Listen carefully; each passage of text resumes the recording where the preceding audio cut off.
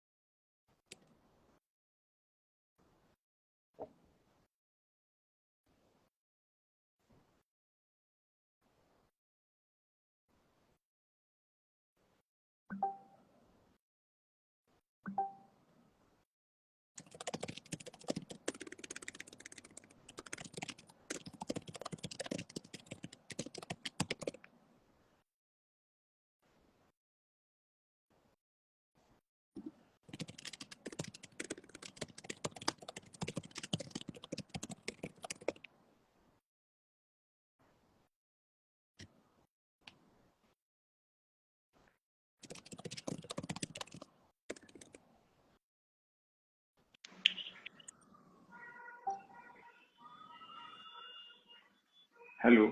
Hi, Ravish. How are you? I'm fine. How are you? I'm good. We're just waiting for one more person to join us, and then we can begin. Okay.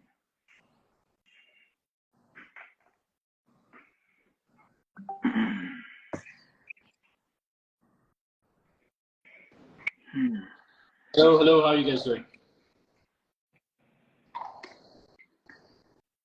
Good. How are you? Hi, David. Are you okay? Can you hear me? Yes, can hear you fine. Thank you so much. I think we are ready to begin. So thank you both for joining. Hello, everyone who is watching. My name is David Ossett, and I'm happy to welcome you to this Filmmaker Spotlight for the POV documentary While We Watched. I'm thrilled to host this upcoming conversation between myself, filmmaker Vinay Shukla, and journalist Ravish Kumar, protagonist of the film While We Watched. And I'd like to tell you a bit more about the film and our guests. And before we begin, I'd also like to take a moment to thank our co-presenting partner for this live presentation, the Center for Asian American Media, CAM. While We Watched is a timely depiction of a newsroom in crisis and follows journalist Ravish Kumar for 2 years as he battles a barrage of fake news, falling ratings, and the resulting cutbacks while struggling to maintain fact-based analyses. I'm thrilled to welcome the director of While We Watched, Vinay Shukla, who is a filmmaker, producer, and leading figure in the Indian documentary landscape. His work has attracted distinguished partnerships with Sundance, Doc Society, NFDC India, Asian Network of Documentaries, IDFA, and IDFA Bertha. Welcome. And I'm also honored to welcome journalist Ravish Kumar, one of India's most celebrated journalists, authors, and media personalities, and the protagonist of While We Watched. He was the senior executive editor of NDTV India. He hosts a number of programs, including the channel's flagship weekday show. Thank you both so much for being here and for sharing this extraordinary film with us. Thank you. So, you know, throughout this excellent film, as I watched, I was frequently reminded of a quote from an American journalist named Horace Greeley, which is, "Journalism will kill you, but it'll keep you alive while you're doing it." And of course, in this film, the irony of this quote frequently hedges closer to reality than I imagine either of you could have anticipated when filming first began. So Vinay, I'm curious if you could discuss the evolution of the film's scope. Had you originally set out to chronicle a dissenting journalist and his stance against certain tides, or did you begin with a different focus and find the story as you continued?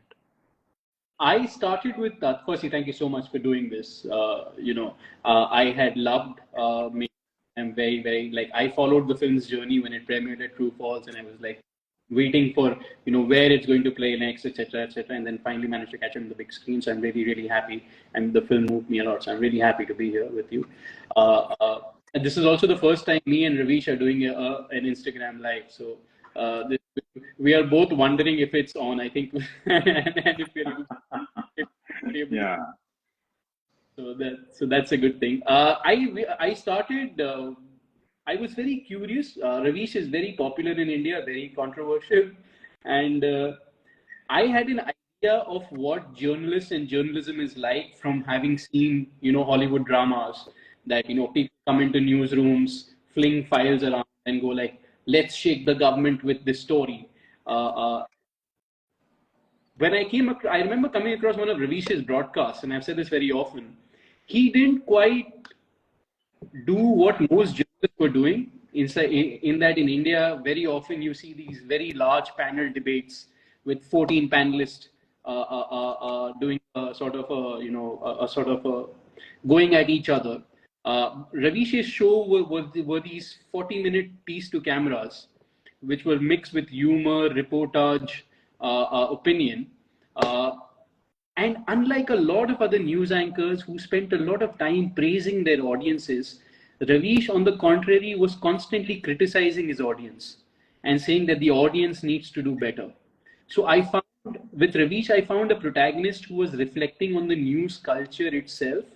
He was not only questioning the government, but also questioning his audiences. And I wondered if there is a new kind of newsroom drama, if there is a new kind of, I was just curious what his world is like and how he does his job and what is he going through. So that's where the project started for me.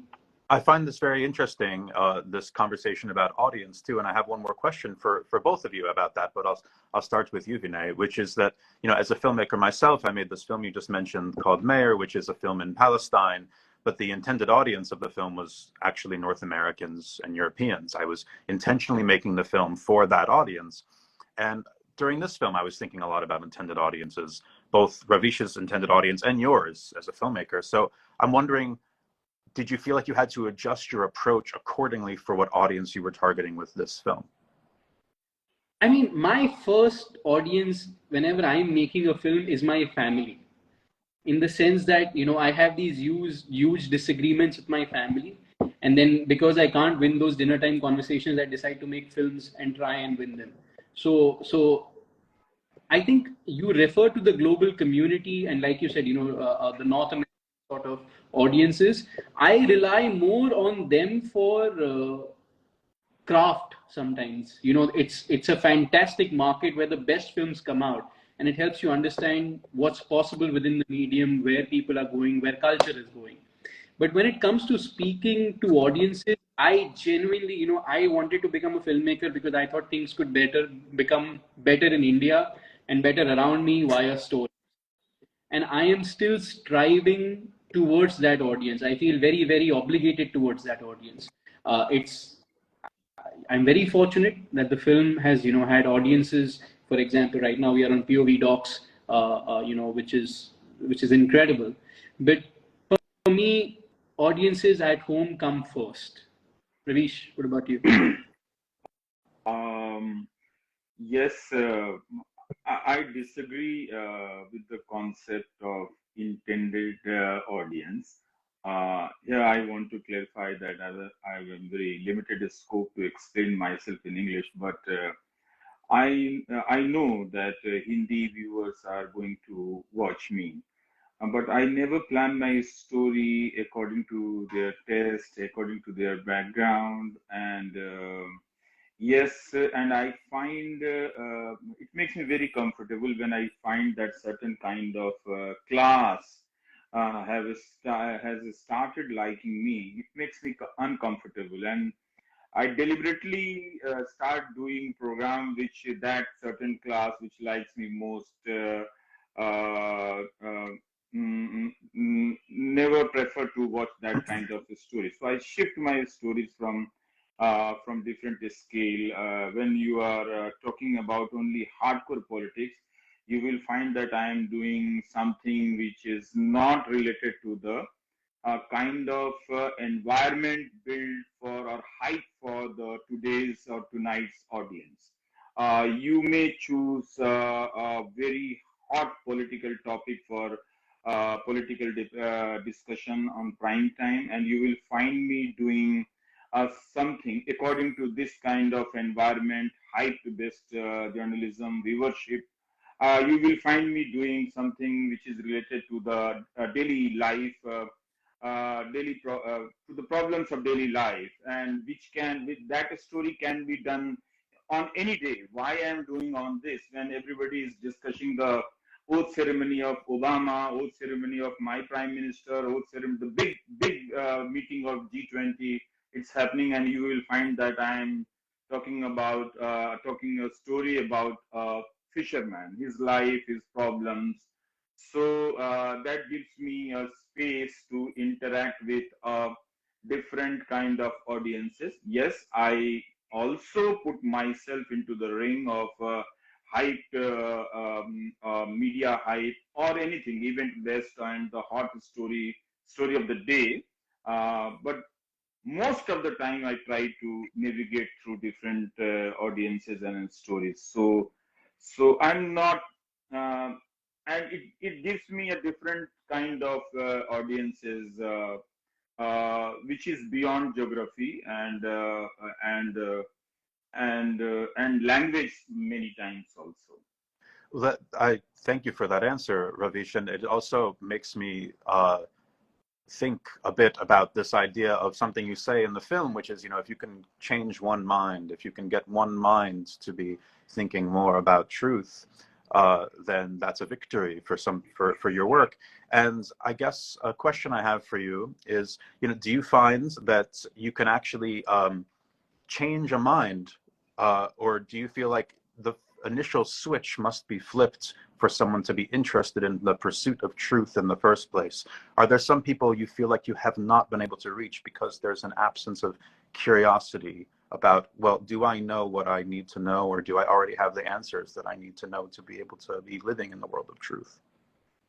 Very interesting question. Yes, we all try to impact on mind. You are a filmmaker through your film. You have a certain point to make an impact. I have a story to make an impact to change the mind. But it's not only in my control.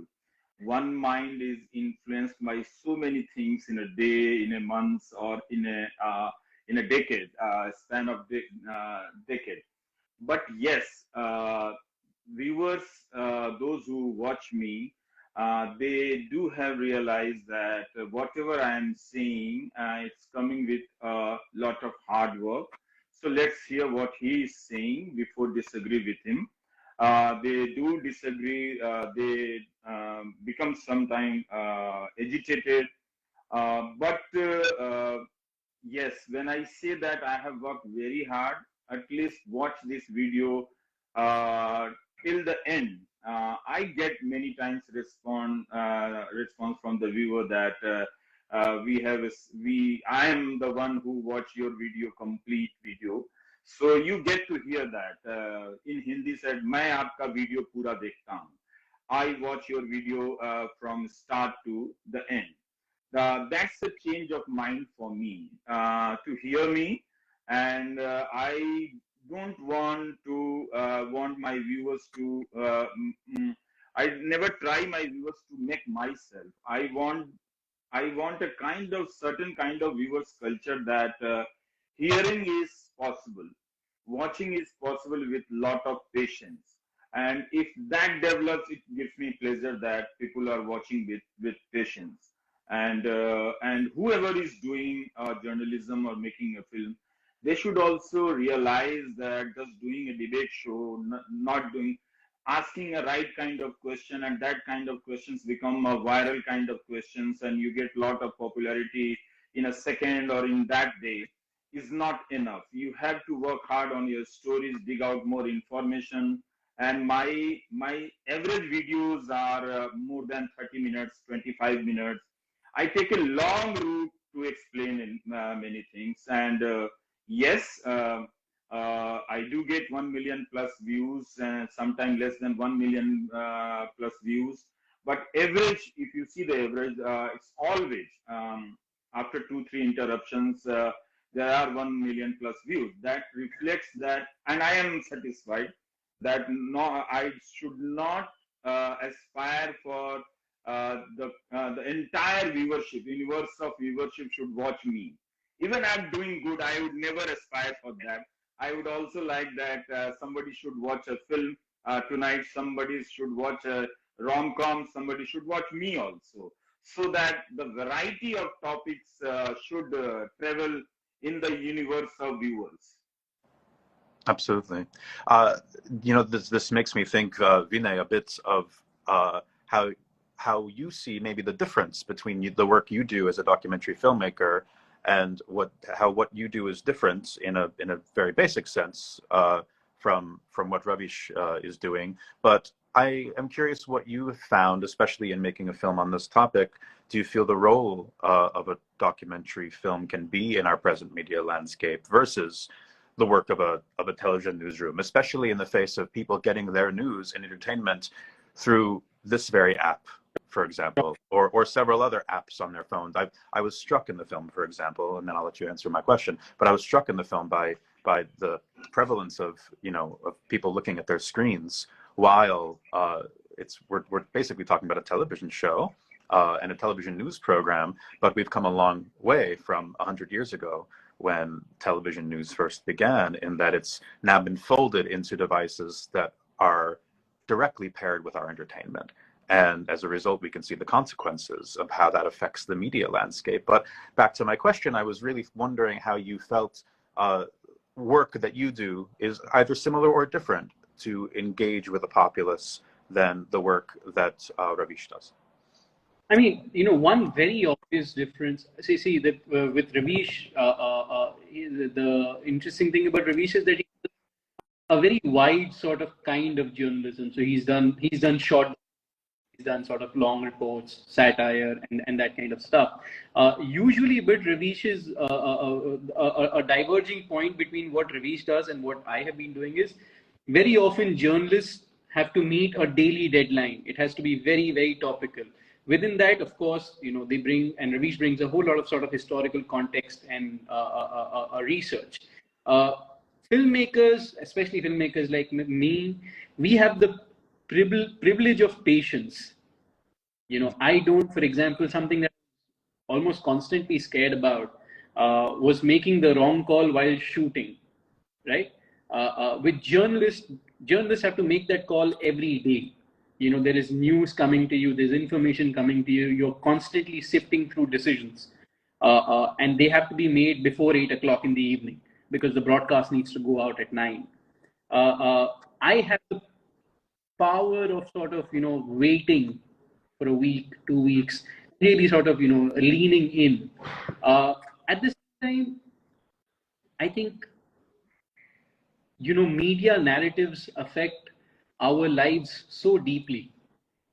And I think the role of sort of filmmakers and especially documentary filmmakers, uh, my job very often is to reflect on the times that we are living in, is to also reflect on the role of journalism, right? Is to also question how we can make things better from what we have. So it's like I treat this job with a fair amount of responsibility, but also with a lot of joy. In that, when I'm coming to this, and for example, when I'm making this film, I hope it makes people laugh. I hope it makes people introspect. I hope it makes people panic because of where we are at. And it's like you're slicing the apple further, right? I think documentary, my job or my job is to slice journalism further and sort of put it under the microscope and analyze and understand it better. Ravish, I imagine that watching this film isn't always a pleasant experience for you. But thinking about how much you've discussed it over the last year and how much I'm sure you've been asked questions about it, I'm wondering, has watching the film, talking about the film, taught you anything about yourself, solved any mysteries for you that you had over this period of your life? First, it makes me uncomfortable that I have to speak about this film because I do understand that protagonists are supposed to speak on the film. But yes, it gives me goosebumps. It helps me. Uh,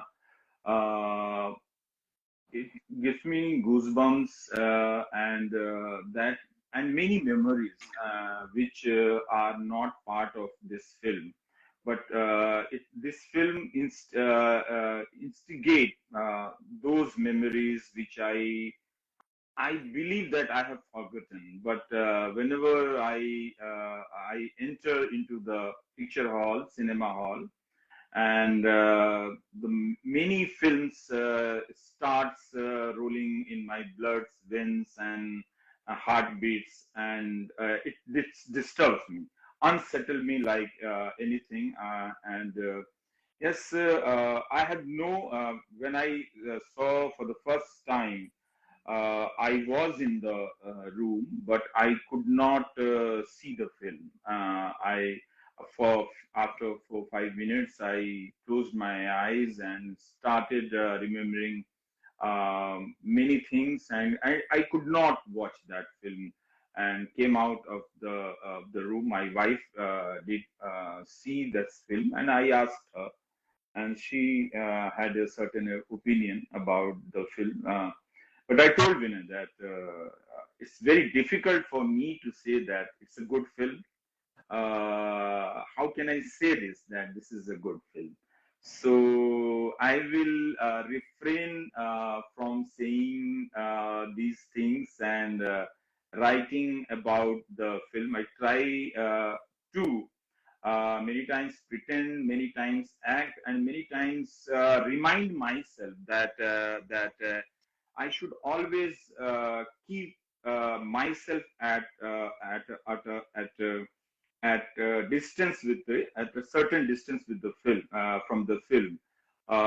So yes, we all the journalists who are working in this profession right now or in the past, they do have good memories about this profession. But this film was shot in this film brings us stories about a crisis, a certain kind of environment, and the time. The time was very important, and yes, and I'm. I find that good that I'm not the only one protagonist in the film. When I saw this film, I find the environment of the media. For me, at this point, film becomes bigger than a protagonist. When film brings different kind of news channels, anchors, and the situations, and that's where this film becomes a story of whoever has a heart in this profession, whoever wants to do basic journalism, to bring voices, many voices in the newsroom and on the screen. So that's where this film connects with the viewers. For me, yes, it's very tough to watch, and it's very painful to watch this movie in the dark room. Vinay, I'm struck by, you know, how in the act of making this film about a dissenting journalist, you, in a sense, have become one. And I'm curious if the two of you see each other as colleagues now. Not at all. I don't. No, not at all. I think Ravish is a million times harder and more aggressive. I'll be very honest with you. I am going to move to another film after this, right? Wherever my instinct takes me. Of course, there's a fair amount of risks that I have taken with this film in the choice of topics and what it chooses to sort of in the path that it chooses to go down. The film is reflective of my consciousness. It's reflective of what I wish to engage with in society. But I don't think Ravish and I wake up with the same sort of urge every morning. And Ravish can speak more for himself. I get very, very moved and inspired. Like I said, like I was following your film's journey when it came out and trying to figure out where I can watch it. What is it saying on the medium of film? How are you using your character? My feeling? The relationship of your character vis-a-vis the town that they are in? How is that being depicted? How are we using time, the editing? So those are the things that constantly drive me forward. The medium of film gets me very excited. On Saturday, watch a film in New York, which is what I'm really looking forward to right now, even though I have a screening on Sunday. So yes, I am committed to the. I'm committed to understanding what Ravish's journey is, where he is going, and and but like I keep saying, the film for me is it's a meditation on loneliness. It's a meditation on isolation. It's a meditation on what idealists are facing in the world today. Right? That's where it's reflecting where I am at. Uh, Bits that I get extremely. Those are the bits that I hope the film people are leaving with. They're leaving the film feeling the exhaustion and fatigue that I feel every day in my life, which I found a vessel within this story. So, so that's where I see the difference. I don't know if Ravish will answer for himself. That's a sad part of this filmmaking that we did not exchange our views much. And when they left with their equipments, I realized that I'm not missing anyone. What has happened? He was and his team was with me all the time from 7 a.m. to 12 a.m. and sometime 11 p.m.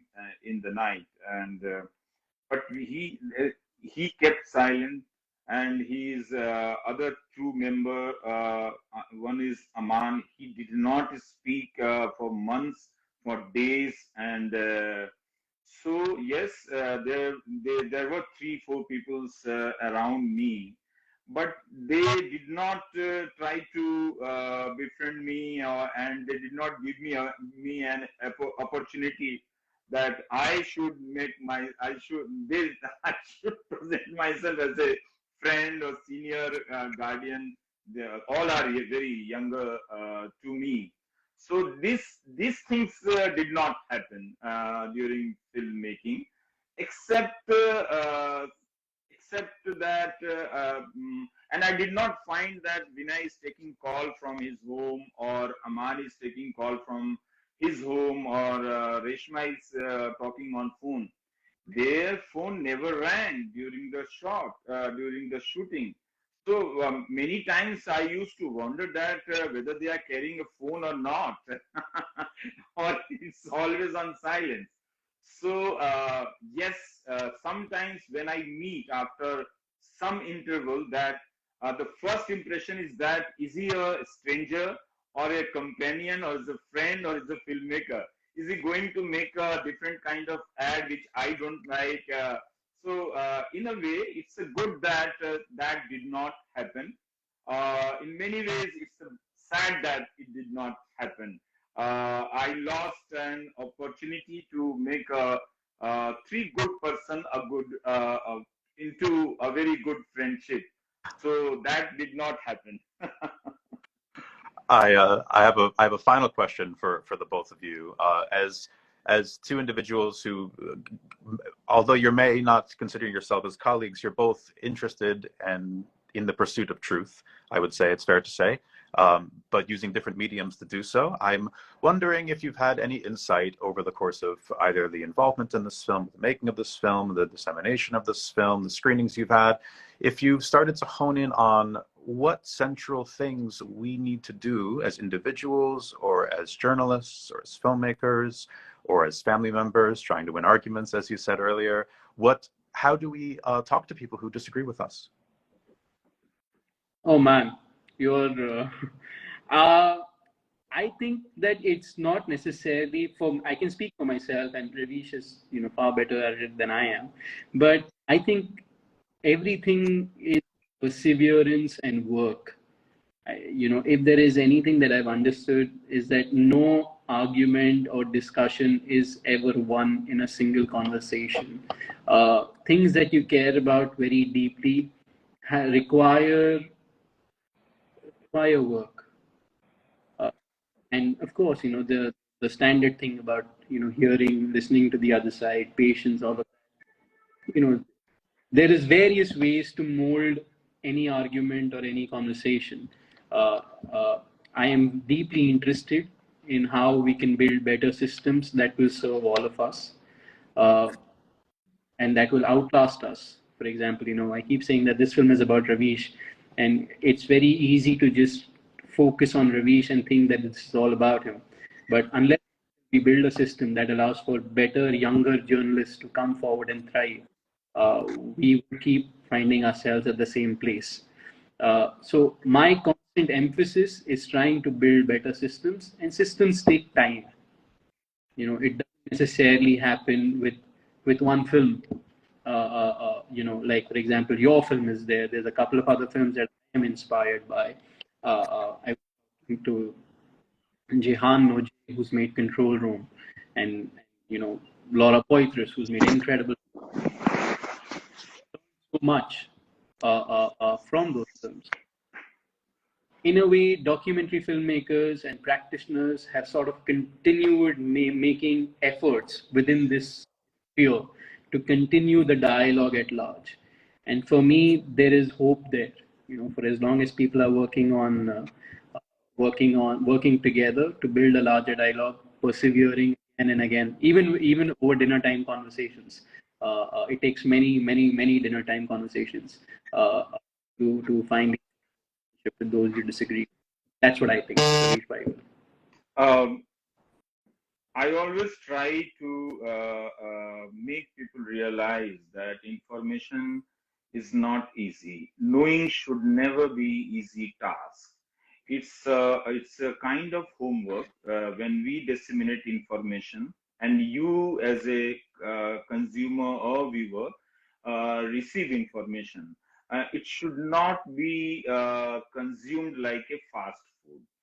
So I keep hammering on the fact that viewers have a kind of responsibility to watch good things, to explore many things.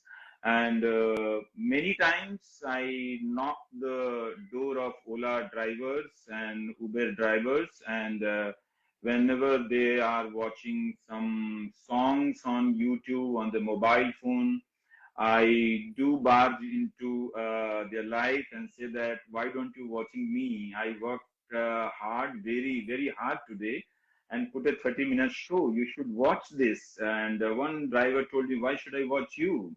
Then I said that because I work very hard and you also work very hard.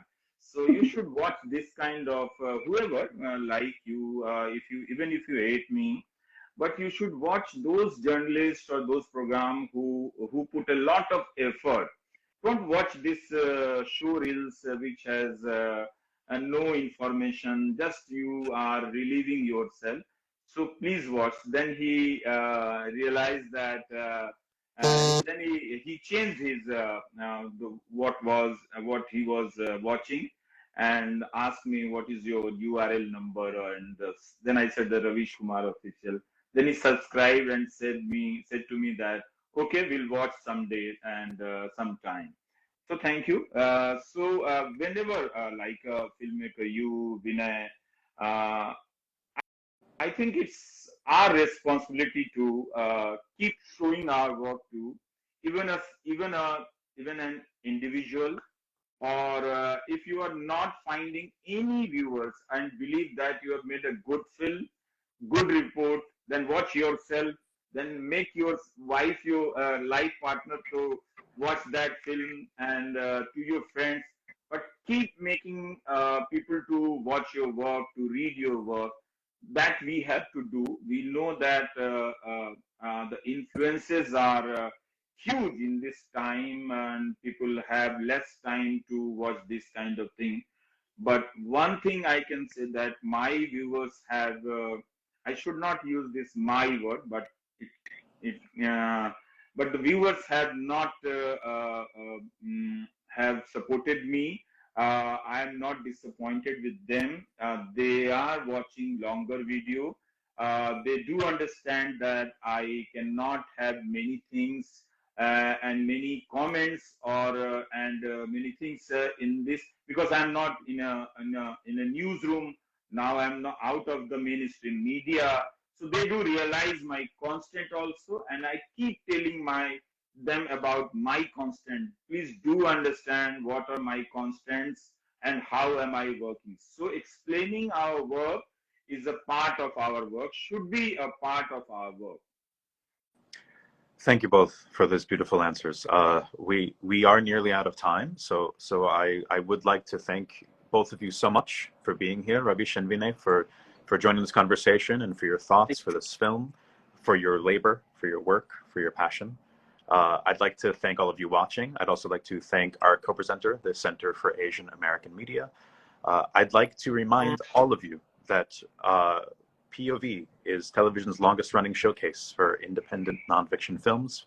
POV films are known for their intimacy, their unforgettable storytelling, their timeliness, putting a human face on contemporary social issues. And you can now stream Widely Watched on pbs.org/POV and the PBS app with a PBS Passport membership. Please watch the film. Again, thank you both. Thank you all for watching. Good night and good luck. Good night.